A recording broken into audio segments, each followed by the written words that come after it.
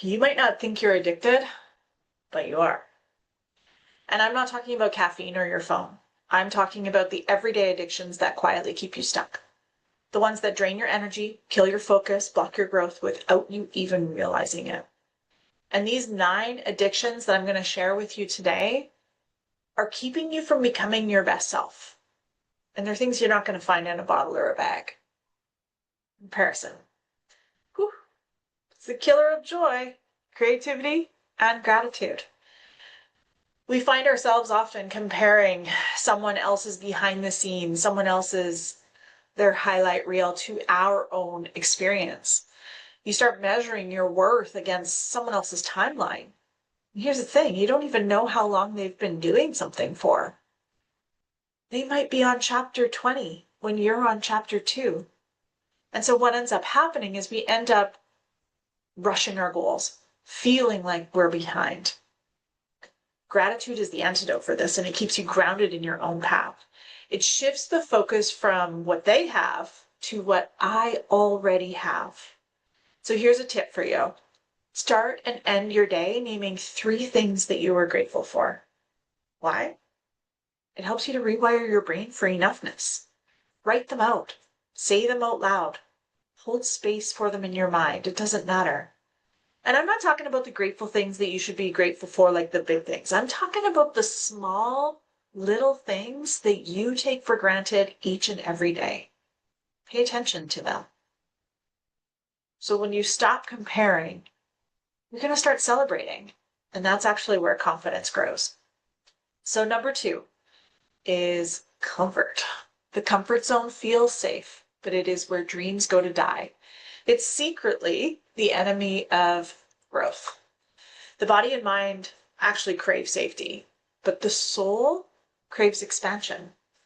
So growth only happens when you're stretching your limits, not when you stay cozy. So discomfort is actually feedback that you're expanding. Fear is a sign that you are moving into something meaningful. You don't need to take big leaps, just push forward a little bit. Little micro stretches are going to build your confidence daily. So here's a mantra that you could practice. Discomfort is data. It means I'm growing. So every version of you that you're becoming exists beyond your comfort. Now the third one is quitting. Now the only way to guarantee failure is to quit. And I'm going to be honest, most people quit right before the breakthrough. They just don't know it. Things get hard, they decide to quit. Success goes to the ones who simply don't quit and continue to show up. Now I understand, motivation fades, but I will tell you that discipline will keep you going in those circumstances. Sometimes quitting becomes a habit. You just stay the course and you'll get it. The real reward is in becoming the person who doesn't give up. So here's a reframe for you. When you want to quit, rest. Don't stop. The fourth one, distraction. We live in a constant noise. Scrolling, listening, reacting, watching. We are over fucking stimulated. Stillness feels weird because most people never sit in silence. We're not used to being with ourselves. Distraction keeps you disconnected from intuition and alignment. But that silence, that's where clarity, creativity, and alignment live. Boredom is needed to thrive. So here's a practice for you to bring into this week. For 15 minutes, try 2 15-minute blocks of no input daily. No phone, no music, no talking. Let your nervous system reset. You'll be okay, I promise. The 5th one, your phone. You knew this one was coming, right? Phone addiction is absolutely real and it's rewiring your brain. Your phone is designed to steal your attention and dopamine. Every scroll trains your brain to crave quick hits of validation and it keeps you hooked. The first and last hours of your day are sacred. Protect them fiercely. The way you start and end your day determines everything in between. And Blue light, news, and notifications all hijack your nervous system. Reclaim those mornings. Reclaim your mind. So here's a challenge. Phone off 1 hour before bed and 1 hour after waking. It's going to give you better focus, energy, and peace. Number 6 is waiting for the perfect conditions. I'll start when is the biggest lie we tell ourselves, and it's keeping you stuck. Someone less qualified than you is already doing what you want because they just started. Now, progress happens from messy, imperfect action, not waiting for clarity. And I will tell you that done is always better than perfect. You'll always wish you knew more, but learning happens in motion too. Fear will often disguise itself as preparation. Don't fall for it. Here's the truth. Confidence comes from doing, not waiting. Number 7 is multitasking. I used to believe that I was a good multitasker. That is a complete lie. When you multitask, you are half focusing, and that half focusing leads to half-assing. Doing 2 things at once means you're doing both things poorly, and multitasking actually divides your energy and it lowers your performance. So you think you're saving time, but you're actually diluting your energy. So being present is the real productivity hack here. Commit your full attention to what matters most. So try this. 1 task, 1 focus, 1 intention. You are going to finish faster and feel calmer.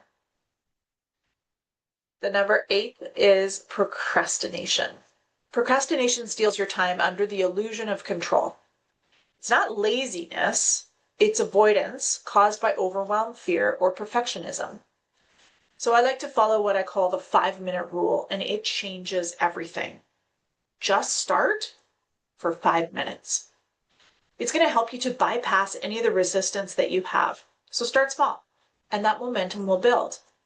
Or if it takes you less than 5 minutes, just do it now.